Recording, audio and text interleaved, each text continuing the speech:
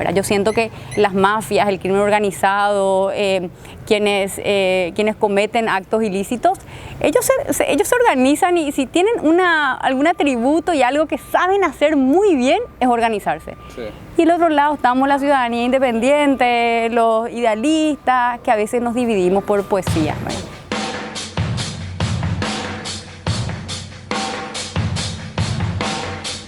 Bueno, a todos bienvenidos a este episodio del podcast. Hoy nos acompaña Soledad Núñez, ingeniera civil, es ministra en Hábitat, máster en políticas públicas en Oxford. Bienvenida, Sole, gracias por acompañarnos. ¿Qué tal, Bruno? ¿Cómo estás? Un placer estar en contacto contigo. Bueno, hice una pequeña presentación, pero ¿quién mejor que vos para presentarte? ¿Quién es Soledad? Soledad Núñez es una soñadora empedernida, convencida de que podemos construir un país mejor si todos nos comprometemos con eso todos los días. Soy una persona muy inquieta, orientada a la acción, siempre entre la duda de hacer o no hacer, siempre elijo hacer. Creo de que son las acciones las verdaderas transformadoras de la realidad. Y claro que si uno decide actuar, muchas veces corre riesgos, claro. Uno puede equivocarse, solamente el que hace se equivoca. El que no hace nada no se equivoca, pero bueno, está vegetando, no contribuye en absoluto a prácticamente nada. Y esa Soledad Núñez, realmente una persona que busca mejorar todos los días y que cree de que es un ejercicio constante que tenemos que llevar adelante todos los individuos si queremos también construir una mejor sociedad entre todos. Genial. Bueno, el tema de hoy es la juventud en la política, porque siempre vemos a la gente joven que se dice que es el futuro. Siempre dijimos que somos el presente, así como dijiste que hay que hacer algo, que es fácil estar desde la gradería, desde Twitter, opinando, pero entrar a la cancha es difícil, ¿verdad? Sí. Y nos exponemos, así como decís, a quedar mal, pero es mejor hacer. Las pasadas estuve en el lanzamiento del movimiento, ¿verdad? Así como te dije detrás de cámara, me pareció genial ver tanta gente joven en un lugar, es súper movido, ¿verdad? Y también he mencionado que lo que más me gustó fue que fue un tipo de acto distinto a que solemos ver. Sin las hurras, sin todo eso que nos genera medio incomodidad a los jóvenes, ¿verdad? Que es lo que se llama la nueva forma de hacer política. ¿Cómo es la nueva forma de hacer política? ¿Qué consideras que hay que hacer? ¿Cómo se hace política hoy en día? ¿Cómo se debería de hacer según vos? Bueno, yo creo que estamos ante un desafío enorme de transformar profundamente la práctica política en Paraguay, que se ha desvirtuado en los últimos años. Una política que se redujo simplemente a un mecanismo para ganar poder, acceder al poder, después retener el poder. Sí, por eso muchas veces vemos a nuestros políticos que ganan elecciones y al día siguiente se preocupan de la siguiente elección. Se olvidan que la política es en esencia servicio. Yo creo de que la nueva forma de hacer política tiene mucho que ver con reconectar a la práctica con su significado más profundo, que es la construcción de bienestar para todos. Para mí la nueva política tiene rostro humano, para mí la nueva política es empática, promueve el diálogo, busca verdaderamente solucionar los problemas de la gente y no meramente conquistar el poder por el mero sentido de conquistarlo, ¿verdad? Porque es ahí cuando nos perdemos en el fin justifica los medios y yo creo de que eso ha distorsionado profundamente la práctica política, es lo que permite que muchos vicios puedan crecer y radicarse en nuestra política, como la corrupción, el clientelismo, la defensa de ciertos intereses particulares. Y hoy creo que como generación los jóvenes estamos llamados a refundar la política, a construir nuevas formas, nuevas prácticas que permitan, por sobre todo, mejorar nuestra sociedad, mejorar el país en el que vivimos. Claro, eso es lo que decís, porque muchos políticos llegan y tienen que devolver muchos favores, ya que hay mucha gente que la apoya. Que es un error. Y con ciertos intereses, ¿verdad? Es como decís, se olvida que la política es para ayudarle a la gente. Al día siguiente ya están viendo que a quién la van a meter, a qué amigo, ¿verdad? Y mucho de eso que se hace es porque la gente también está acostumbrada a la vieja forma de hacer política, ¿verdad? Al de voy a vender mi voto, me va a conseguir un carguito, ¿verdad? ¿Y cómo hacemos llegar a esa nueva forma de hacer política a esa gente que está acostumbrada a la vieja forma de hacer? Hay que luchar contra eso frontalmente y para que seamos más tenemos que involucrarnos directamente. Sí. Por eso el llamado a los jóvenes es no solamente manifestarnos en contra de aquello que nos molesta en las redes o en las calles o cerrando rutas, sino que decidirnos a entrar a la arena política, a construir un proyecto político, a construir nuevas narrativas, a enfrentarnos a eso que hoy en día está arraigado en nuestro sistema político, en nuestra sociedad política. Y es difícil porque los jóvenes solemos rechazar todo lo que tenga que ver con la palabra política. Yo entiendo, yo fui así, digamos, de adolescente, de joven universitaria, siempre rechacé la política. Pasaba de largo el diario, la sección política, cambiaba el noticiero, estaba pero creidísima de que las cosas no se pueden cambiar.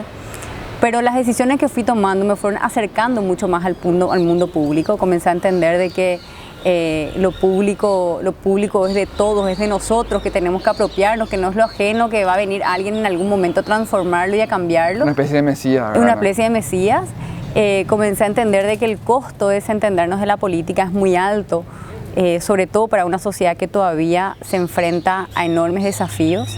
Esta pandemia que estamos atravesando nos señaló, pero de varias maneras, todo un sistema que está roto. Sabemos que estábamos mal, pero no tan mal, creo que sorprendió a todos, ¿verdad? Es como que nos quitamos la venda de los ojos, es como aquello que nos mantenía adormecidos, comienza a movilizarnos, a inquietarnos, a llamarnos de una manera más directa a hacer algo al respecto.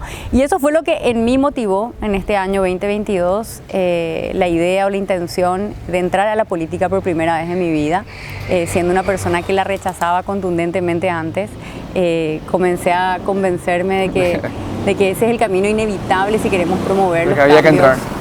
Si queremos promover los grandes cambios, si creemos en las verdaderas transformaciones, no en las soluciones parches, porque las soluciones parches, bueno, las puede traer quizá cualquiera, ¿verdad? Pero si creemos en esa capacidad y esa fuerza que podemos tener como generación de cambiar sustancialmente la situación en nuestro país, eso inevitablemente nos coloca a la política enfrente, ¿verdad? Es como un callejón sin salida, en el sentido de que estamos todos orientados a tomar acción dentro de la militancia política, construir movimientos políticos, involucrarnos de manera directa y cambiar de esa forma las cosas en nuestro país. Correcto. ¿Y cómo fue ese primer paso para aceptar ser ministra? Porque así como dijiste, estabas en el mundo privado, se te convoca al mundo público y la decisión no habrá sido fácil porque hay un estigma, ¿verdad?, de que el mundo público es ineficiente, que son corruptos, que son súper tipo todo lo malo, vamos a decirle. ¿Cómo fue ese paso y cómo fue tu experiencia, que es lo más importante también, ¿verdad? Sí, yo desde muy joven estuve involucrado con causas sociales. De adolescente a los 16, 17 años iba al Bañado Sur, a Pelo Pincho, a enseñar matemáticas y también catequesis. Yo creo que eso fue conectándome con la realidad más allá de mi individualidad, ¿verdad? Comencé a entender de que habían un montón de desafíos por los cuales atravesaban otros sectores de la población. Decidí seguir la carrera de Ingeniería Civil motivada por la tapa de un diario que decía que Paraguay era el país más atrasado en kilómetros de rutas asfaltadas.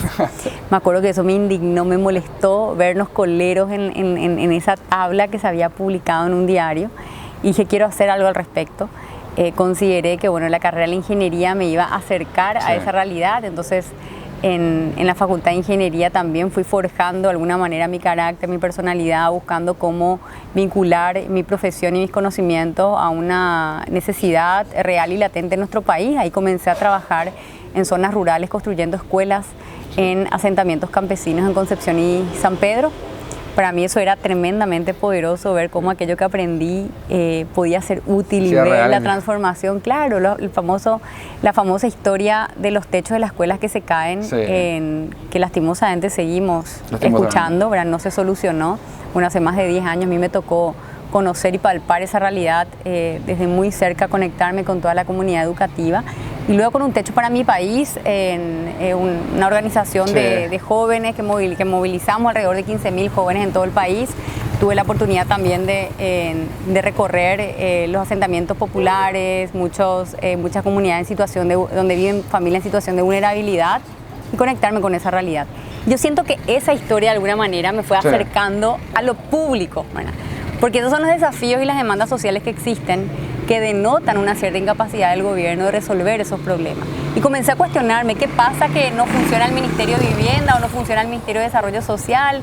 Comencé a interesarme mucho más en entender cómo funcionan las políticas públicas y eso me fue acercando a ese mundo. Pero no me esperaba jamás recibir una llamada del presidente. Yo no lo conocía a él ni a nadie de su entorno, entonces inesperadamente, en un momento de crisis política, porque hubo una crisis dentro del sector vivienda, había que cambiar al entonces ministro. En ese contexto, yo estaba en el lugar correcto, en el momento adecuado, ¿verdad? Y bueno, recibo la llamada y no fue fácil, respondiendo a tu pregunta, Bruno. Ni una sola persona me recomendó que acepte. Todo el mundo me decía, Sole, estás no te va a complicar, loca, no te compliques la vida. Yo acababa de volver de una maestría en la Universidad Politécnica de Madrid. Me decían, no, tenés un futuro allá, involucrate con otras cosas, entrar al sector privado, ¿qué te vas a meter a ese nido de no sé qué, ¿verdad? Con todos los prejuicios y sabemos, ¿verdad? Los paradigmas que están instalados, que hay muchos riesgos, que yo era muy joven, tenía 30, 31 años, y eso claro que hizo que yo tenga muchísimo miedo, ¿verdad? Muchísimo temor. Por un lado, ese llamado social, yo te explicaba un poco en mi trayectoria de vida, ¿verdad? Para mí, la realidad de falta de una vivienda no era una cuestión anecdótica, ¿verdad? Para mí no eran estadísticas frías y vacías. Para mí la falta de vivienda tenía un rostro, una historia, eran miles de familias con quienes yo había compartido, y eso entonces me tocaba en las fibras más íntimas, ¿verdad? No podía simplemente decir que no por temor, rehuir el compromiso, quedarme en mi zona de confort. Y ese sentimiento o ese sentido, ese propósito más profundo fue lo que me hizo aceptar ese desafío, convencida de que valía la pena intentar y desafiar esas estructuras que estaban enquistadas en la institución, en la Secretaría de Vivienda en ese momento. Y bueno, como grata sorpresa siempre concluyo que mi paso por la función pública lo que hizo fue renovar y fortalecer mi compromiso público, y además me di cuenta que los espacios están vacíos ahí para ocuparlos y que si no los ocupamos se involucran otros con otras intenciones. Sí, porque la verdad que da mucho miedo y todos decimos, ¿verdad? Quiero cambiar esto, ¿verdad? Pero cuando te hacen el llamado de, bueno, vení a la cancha, ¿verdad? Ahí te tiemblan ya las rodillas y todo eso, ¿verdad? Pero sí, como decís, hay que ocupar esos espacios y hay que formarse para ocuparlo, ¿verdad? Vos te formaste. Y otra cosa súper importante que suelo ver también en tu historia es que vos recorres todo el país, ¿verdad? Sí. Y es mucho más fácil meterte cuando vos conoces la realidad, ¿verdad? El Paraguay no termina en calle última, ¿verdad? Hay un montón de regiones, un montón de departamentos, un montón de ciudades, ¿verdad? Y cuando le conoces a la gente es como que y te animás, ¿verdad? Yo por ejemplo veo algo que me molestaba mucho en Twitter, y yo que sabía mucho de Twitter, ¿verdad?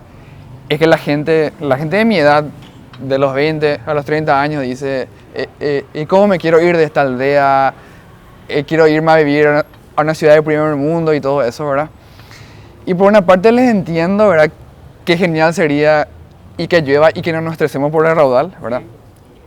Pero ¿quién va a arreglar si no nos metemos, ¿verdad? Así mismo. Hay que involucrarse, alguien tiene que encargarse del tema de la vivienda, alguien tiene que ver el tema de las calles, el tema de la seguridad, de verdad, alguien tiene que hacer, y tenemos que ser nosotros, sí, únicamente. Totalmente, yo no le culpo a los jóvenes cuando escucho eso porque realmente tenemos un sistema que está roto. Sí. A ver, mucha gente se ha ocupado por mucho tiempo solamente de extraer los recursos públicos para beneficios privados. Como una mina de oro, básicamente. Se robó de una manera pero brutal en el Paraguay. Y no hemos tenido las mejores personas tomando las decisiones en nuestro país, y eso ha comprometido el futuro de muchísimos jóvenes, ¿verdad? Entonces yo entiendo cuando los jóvenes dicen yo me quiero ir del país. Me duele, claro que sí, me duele profundamente porque conozco el potencial que tenemos. Y por supuesto que creo que el antídoto y la receta es quedarnos a luchar. Sí. Yo creo que tenemos que luchar contra este sistema que nos han presentado y que se ha consolidado durante muchas décadas. Creo que es posible construir un futuro mejor verdaderamente, y esa no es una frase, digamos, vacía o cliché. Yo creo que tenemos todas las condiciones en Paraguay para desafiar lo que hoy conocemos, sobre todo dentro de la política, como la práctica tradicional de la política. Necesitamos mucho compromiso, sí. ¿Va a ser un camino fácil? No. Hay muchísimos costos asociados a entrar a la política. O sea, yo lo siento, primero que uno está expuesto constantemente a un montón de agresiones, a grupos que defienden ciertos intereses particulares, que no dudan un segundo, viven de eso, no dudan un segundo en querer hacerte daño, pero es ahí donde tenemos que estar unidos. No en vano se dice que la unión hace la fuerza, ¿verdad? Y esa unión yo creo que que es en base a ciertos principios, que es en base a una visión acerca del Paraguay y que supera o trasciende enormemente las diferencias que podamos tener. A mí eso me enseñó Techo, por ejemplo, un Techo para mi país, que fue una de mis grandes maestrías también de vida, ¿verdad? Me enseñó de que los jóvenes, cuando tenemos una causa que nos moviliza, todo el resto es accesorio, ¿verdad? En términos de las diferencias que puedan existir. En Techo no importaba si veníamos de diferentes puntos geográficos del país, no importaba si qué partido político uno militaba, o si era independiente, o qué religión, ¿verdad? O sea, todo eso quedaba en un segundo plano, porque nos movilizaba una causa en particular, y era la convicción de que la pobreza se puede acabar en el Paraguay, era la convicción en términos de construcción de un país de oportunidades para todos, donde la desigualdad no sea la regla y que no existan diferentes oportunidades en base al lugar donde uno nació, ¿verdad? Y todas estas ideas nos permitían movilizarnos incansablemente todo el año, los fines de semana, recorrer los lugares más olvidados y escondidos del Paraguay para acercar un poco de esperanza, para acercar un poco de oportunidad, ¿verdad? Y yo quiero esa experiencia que la viví con miles de jóvenes en nuestro país, quiero llevarla a la política, porque creo que a la política le hace falta solidaridad, creo que a la política le hace falta sensibilidad, creo que a la política le hace falta conciencia, le hace falta corazón. Un rostro humano también. Un rostro humano, totalmente, claro. Ponerle rostro humano a las cosas, ¿verdad? Sí, y sé cómo decir, okay. Ahí viene el crack de Vicente. Gracias, Vicente. ¡Wow! Con el arroba sola, me encanta. Gracias, señor. Bueno, que disfruten. Qué bárbaro. Gracias, Vicente. Acá Vicente nos prestó su lugar, su cafetería, ¿verdad? Es uno de los que está apoyando este podcast, ¿verdad? Que Vicente, que van a ver motos, autos pasando, pero le queremos dar un toque de naturalidad, ¿verdad? Sí. Le invitamos a que vengan a la cafetería, que prueben todo esto, está súper delicioso, ¿verdad? Y bueno, continuando, ¿verdad? A los jóvenes como experiencia, como universitarios, a mí me tocó vivir de cerca el 1 de Calles, de verdad, sí. Que fue un momento histórico en la Universidad Nacional de Asunción, que siempre vimos como un lugar totalmente puro, que todo estaba bien, de verdad, y empezamos a enterarnos de manejos que había muy vergonzosos. Los jóvenes que nos movilizamos, se pudo iniciar un cambio, ¿verdad? Entonces, y la verdad es que cuando la juventud se involucra, sale de las redes sociales, es como que suceden cosas, pasan cosas, ¿verdad? Y bueno, entonces la idea del podcast, el mega spoiler, es animar a la juventud a que se meta, ¿verdad? Esa es la idea del episodio, ¿verdad? No podemos dejar que nos convenzan que todo está perdido. Que eso es lo que quieren ellos, ¿verdad? Eso es lo que quieren ellos, claro que sí. El sistema todo el día va a querer expulsarle a los nuevos, a los que entran a desafiar las cosas tal cual están. Yo lo sentí en la Navidad. La prensa te criticaba mucho cuando pusiste una especie de objetivo de cantidad de viviendas. Sí. Recuerdo cuando yo creo que era... el primer objetivo fue un 10.000. 10.000, sí. Y la prensa decía, no, esto es imposible, ¿qué está diciendo señora? No solo la prensa, los gremios del sector privado, los funcionarios dentro, o sea, distintos actores, ¿verdad? Cuando uno desafía el status quo, cuando uno desafía lo que está establecido según las reglas o las capacidades de un determinado momento, siempre se topa con una inercia, con una suerte de rechazo del sistema, ¿verdad?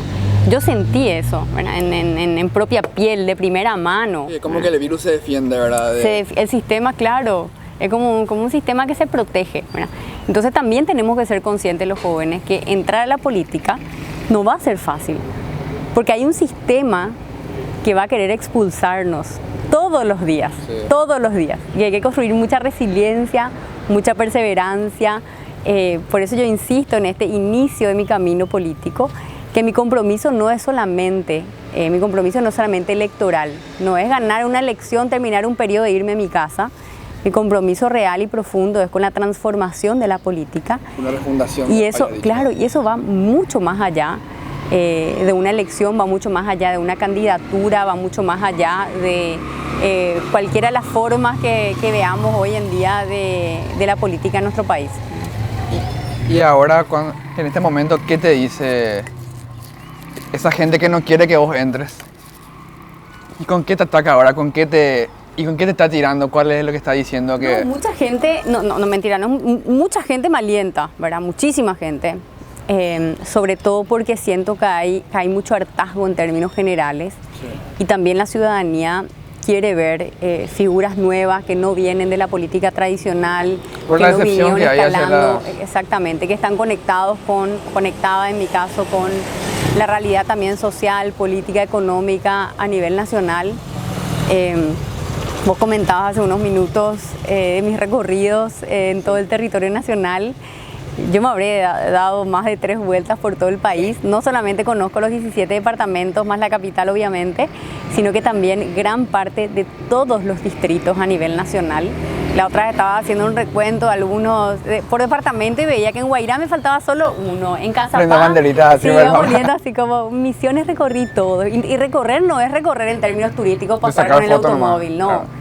Es conectarte con el emprendedor, con el joven, con el productor, con el comerciante, con el estudiante, con el adulto mayor, o sea, entender cuáles son las dinámicas sociales en cada una de las ciudades y los desafíos que tenemos, particularmente en cada punto geográfico del Paraguay, ¿verdad? Y en términos de los temores de las personas que de repente me dicen, no, solo mejor nomás no entra la política y tal. ¿Te siguen diciendo eso? Algunas personas sí. Por más que saliste muy bien de la Generalitat. Sí, creo, claro. Creo que fuiste de las pocas personas que salió bien de su paso por la política, porque no es... No, yo creo que algunas personas por temor, ¿verdad? Porque si bien es cierto me enfrenté a cosas muy duras en la Generalitat, nos tocó hacer denuncia ante la Fiscalía, cámaras ocultas en la Unidad Operativa de Contrataciones, eso hizo que me gane enemigos, hasta el día de hoy están ahí, cada tanto me mandan una que otra amenaza sutil, ¿verdad? Pero son esos enemigos que da gusto tener, porque significa que uno se enfrentó a las cosas, ¿verdad? Porque si no, yo cuestionaría, si hay un ministro que no tiene enemigos, yo cuestionaría si es que hizo bien la cosa o no, ¿verdad? Entonces, si bien me enfrenté a todo eso, claro que esto es a una escala mucho mayor, ¿verdad? O sea, construir una candidatura a la presidencia de la República ya toca son grandes grupos, muchos intereses, ¿verdad? Sí. Entonces, seguramente nos va a tocar como equipo, como generación, enfrentarnos a muchas cosas que no van a ser positivas, pero tengo el coraje, tengo la valentía, estoy dispuesta a hacerlo, no tengo miedo. No solamente me gustan los desafíos, sino que siento que ese es el único camino, ¿verdad? Sí. El único camino. Y instalar el miedo suele ser un arma de control también, ¿verdad? Para expulsar. Para expulsar. Entonces yo no estoy dispuesta a que esa receta funcione conmigo y estoy dispuesta a hacer todo lo que sea suficiente y necesario para que este país mejore. Y en un país donde históricamente todos los presidentes fueron hombres, un país que tiene mucho machismo aún hoy, ¿verdad? ¿Y qué te dice la gente en la calle? ¿Te dice que ya es el momento de una mujer como presidenta, que ya es el momento de otro punto de vista? ¿O sentís que hay una especie de resistencia de parte de mucha gente? Porque no, porque es mujer, estamos acostumbrados a un presidente. Seguramente alguna resistencia existirá, porque no es ciencia ficción la cultura machista en nuestro país.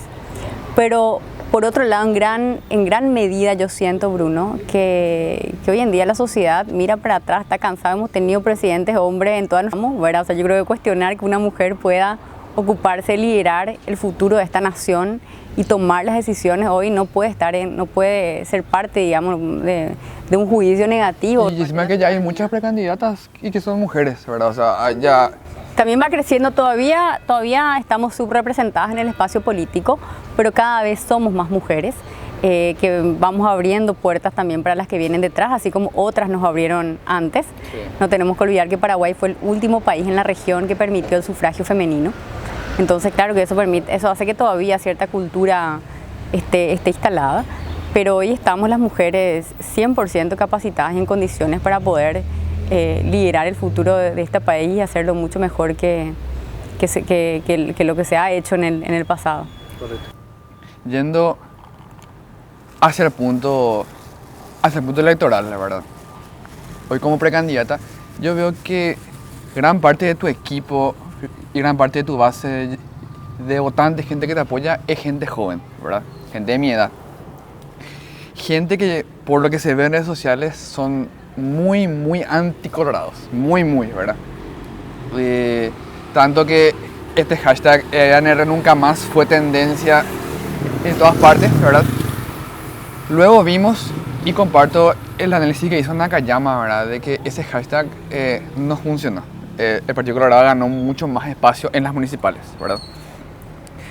Y una realidad es que es muy difícil llegar a la presidencia sin tener votos colorados, ¿verdad? Porque tiene una enorme cantidad de gente en el electorado y mucho menos gobernar una vez que se llegue, ¿verdad? Entonces, para ser presidente creo que tiene que tener el apoyo de todos los sectores, colorados, liberales, independientes, ¿verdad?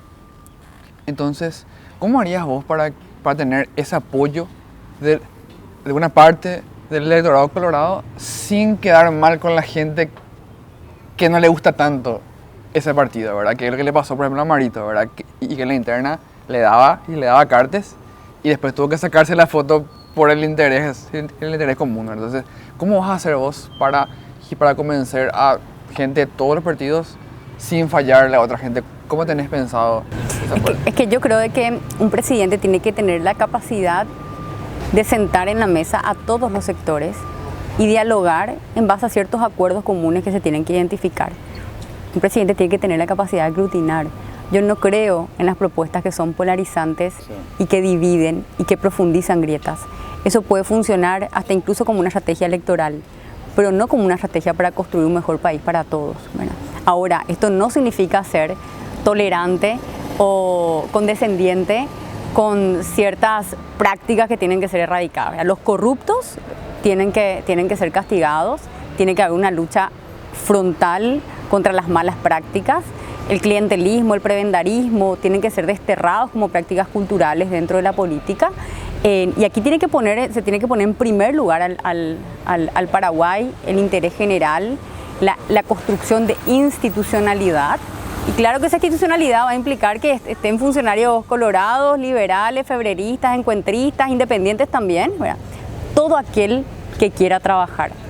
A mí me tocó llevar adelante las políticas de vivienda a nivel nacional y nunca he hecho una excepción dependiendo de la camiseta que tenía puesta o el intendente o el beneficiario o el participante de los programas que teníamos. Pero por la gente. Siempre y cuando las reglas estaban clarísimas sobre la mesa, siempre y cuando había adherencia a esas reglas, entonces empujábamos para adelante los proyectos. Y eso nos hizo lograr muchas cosas, ¿verdad? Desafiar muchos imposibles que estaban ahí instalados. Llegamos a trabajar con más de 30.000 familias a nivel nacional, una cifra que era impensable al principio, realmente inconcebible para el sector público. Y lo hicimos porque tuvimos la capacidad de sentar las bases, de poner los principios sólidos sobre la mesa y de convocar a quienes estaban de acuerdo para empujar hacia adelante las políticas de vivienda. Eso es cierto porque hay corruptos en todos los partidos y hay gente buena en todos los partidos. Yo lo vi, Bruno, yo lo vi, eso es lo que pasa. Es distinto cuando uno lee en los titulares. Sí. Cuando yo llego a la Senavitat, acordate que vengo después de 3 gobiernos que estuvieron administrando, ¿verdad? El Partido Colorado, el Partido Liberal y en su momento la Alianza, ¿verdad? En los 3 gobiernos, al menos en la Secretaría Nacional de Vivienda, que a mí me tocó administrar, yo vi documentación de cómo operaba el mecanismo de corrupción que estaba instalado. Puede ser que en algunos casos el ministro estaba más o menos involucrado, eso es hasta casi irrelevante, ¿verdad? Porque las estructuras corruptas están enquistadas y responden a determinados intereses, no tienen patria y no tienen color. El día que entendamos eso, ¿verdad? Al menos los que nos consideramos decentes, honestos, patriotas, que verdaderamente nos importa resolver los problemas de la gente y construir una mejor sociedad, va a ser más fácil también que nos unamos para poder empujar el país para adelante, ¿verdad? Yo siento que las mafias, el crimen organizado, quienes cometen actos ilícitos, ellos se organizan y si tienen algún atributo y algo que saben hacer muy bien es organizarse. Sí. Y del otro lado estamos la ciudadanía independiente, los idealistas, que a veces nos dividimos por poesía, ¿verdad? Y nos cuesta entender de que tenemos que dejar de lado a veces esas diferencias que son sutiles, ¿verdad? Que nos dividen, para enfocarnos en luchar contra esos esquemas que están instalados para hacer que nuestro país pueda ser un país de oportunidades, que garantice bienestar, que reduzca el sufrimiento de la gente, porque hoy las familias de nuestro país la están pasando muy mal, Bruno, ¿verdad? Y eso no es un cuento chino. Esa es la pura realidad. Es una situación que se acentúa con esta crisis económica. El campo está sufriendo, la sequía, inundaciones, los ciclos que son súper drásticos para la producción. Y nosotros dependemos mucho de eso. Nuestra economía depende mucho del clima. En el sector salud hay un montón de familias que todavía se están recuperando y probablemente uno de los eventos más dramáticos en su vida, que fue la pandemia, donde mucha gente perdió a seres queridos, donde tuvo que endeudarse por sumas siderales porque no funciona nuestro sistema de salud.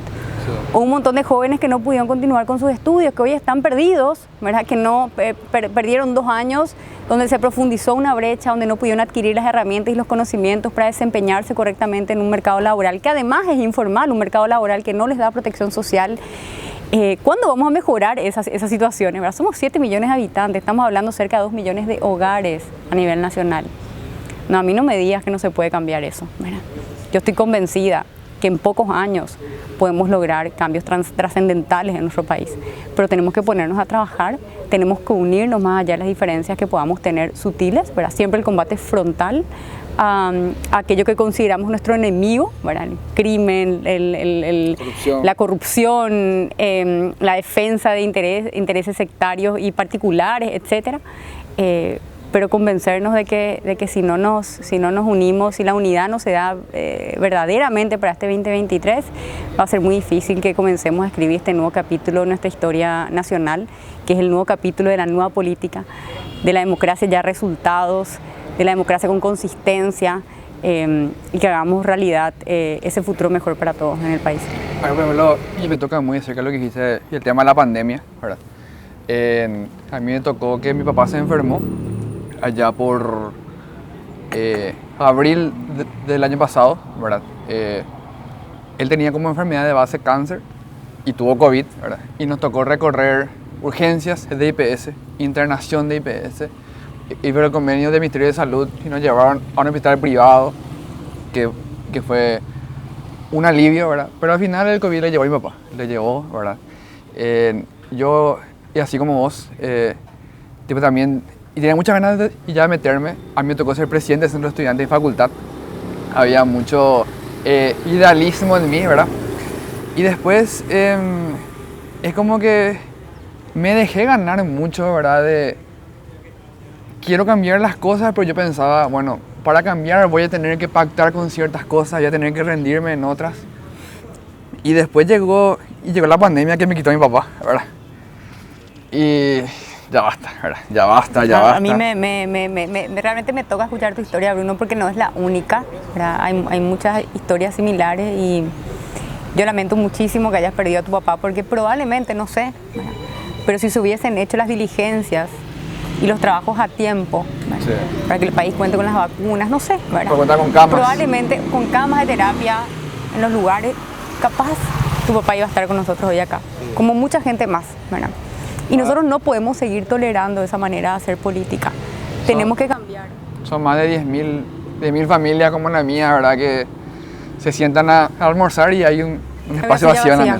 Sí, y nos quieren convencer de que para hacer política, vos dijiste algo que me parece súper importante mencionar, porque yo desafío esos paradigmas. Ahora en estos meses también, cuando anuncié que voy a entrar a la política para cambiar las cosas, tengo muchos conocidos que me dicen, Sole, pero vos vas a tener que ceder a muchas cosas. Vas a tener que tragarte sapos, vas a tener que negociar tus principios. Y le digo, ¿por qué? Yo no creo de que ese sea el único camino para hacer política. El de tener que ceder, negociar, entregar. Entramos perdiendo. Si estamos convencidos de que esa política, que es la política pragmática, la realpolitik, lo que nos describe Maquiavelo en su libro El Príncipe, o lo que vemos en House of Cards, en Netflix, ¿verdad? Si creemos que esa es la única manera de hacer política, bueno, entonces vamos a la casa, que el último apague la luz, ¿verdad?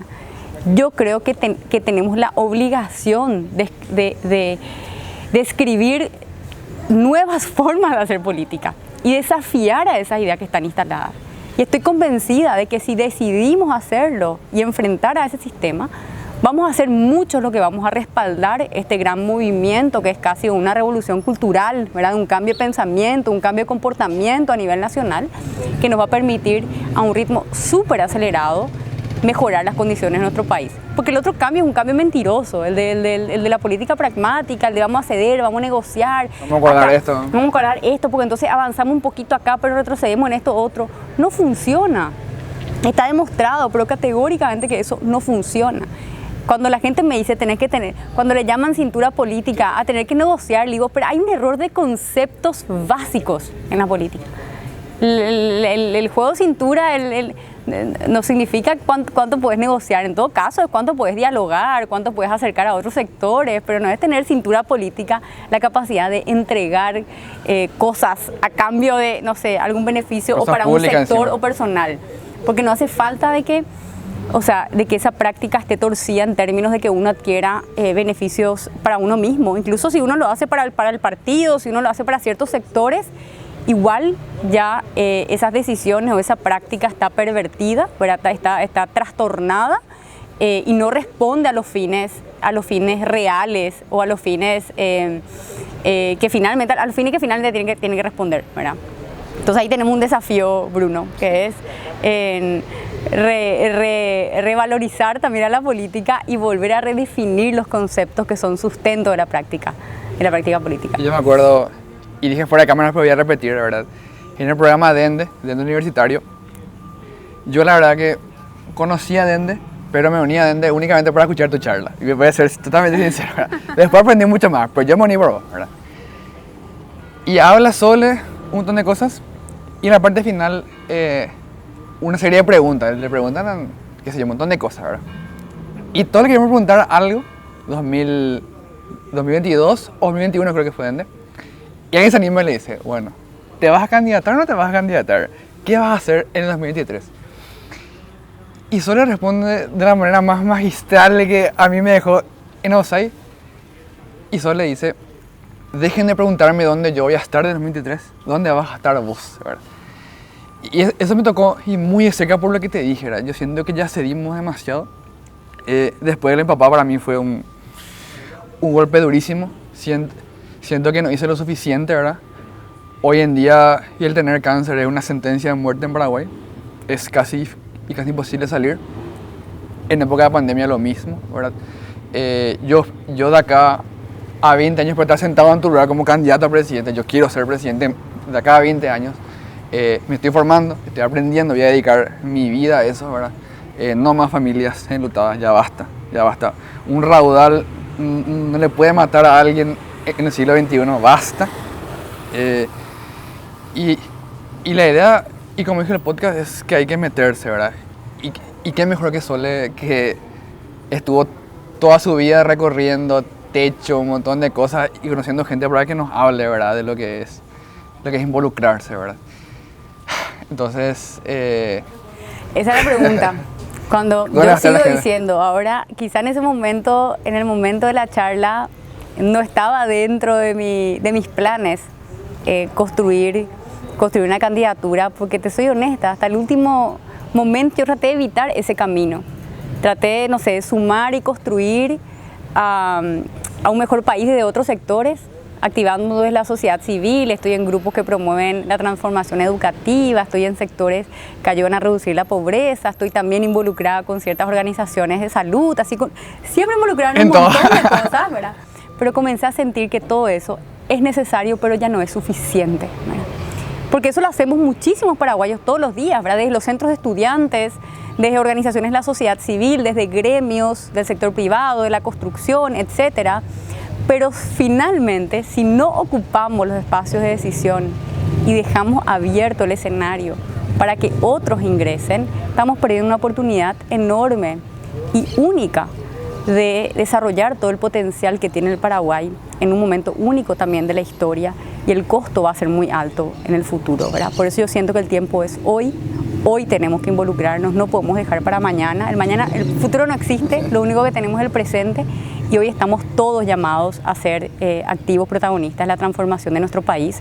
Por eso mi respuesta siempre es, dejen de preguntarme a mí lo que voy a hacer, pregúntense ustedes qué van a hacer, porque en la medida que tengamos más ciudadanos preguntándose lo mismo, estoy segura que vamos a ser capaces de construir una masa crítica de ciudadanos responsables, comprometidos, con pensamiento crítico, que va a tener el peso suficiente para inclinar la balanza y desterrar de una vez por todas a todos estos vicios que nos tienen en el atraso y nos tienen como para atrás, hundidos en la mediocridad, en la oscuridad, bueno, en todo esto, todo lo malo que no hace falta repetir, que ya sabemos que es por lo cual está atravesando nuestro país. Bueno, entonces para ir terminando ya el episodio, creo que es súper interesante, ¿verdad? Tenemos como costumbre en el podcast y 3 últimas preguntas. La primera, que me parece importantísimo que la juventud lea y lea un montón de libros. Que nos recomiendes un libro que a vos te marcó, uno que te gusta o algo que le quieras hacer leer. Lean absolutamente todo lo que puedan. Y no solamente lean a aquellos autores que piensan como ustedes. Sí. Digo esto porque si no, ese es un ejercicio fácil. También a veces tenemos que leer, ¿verdad?, aquellos autores que no necesariamente coinciden con nuestras ideas. ¿Por qué? Para entender cuál es la perspectiva y la visión también de otros individuos que forman parte de esta sociedad, ¿verdad? Yo creo que hay muchos libros hoy en día de filosofía, política, economía, que nos pueden ayudar a ejercitar el intelecto, a abrir la mente. Yo hace poco con mis alumnos en la Universidad Comunera, yo enseño políticas públicas y abrimos un club de lectura donde estamos leyendo Identidad, que es de este filósofo y politólogo americano Francis Fukuyama, en Identidad, que él escribió después, digamos, que Donald Trump llega al poder, y también Boris Johnson en Inglaterra, todo el tema del Brexit, y bueno, trata de explicar un poco la política de identidad que está muy vigente hoy en día en las diferentes sociedades políticas. Entonces yo quizá recomendaría eso. Está también el fin del poder de Moisés Naim, que explica un poco el impacto, los resultados de la pérdida de confianza entre los ciudadanos que hacen parte de una sociedad y también hacia las instituciones en general, y cómo eso presenta también un desafío para la humanidad. Y bueno, en esa línea hay varios libros que pueden ser interesantes. A quienes les gusta la economía del comportamiento, le pueden leer a Kahneman, Pensar rápido, pensar despacio, que desafía la noción o el pensamiento clásico de la teoría racional en economía, que nos muestra que en verdad nuestro actuar, nuestro comportamiento está determinado por un montón de sesgos. Es un examen a nuestra propia mente.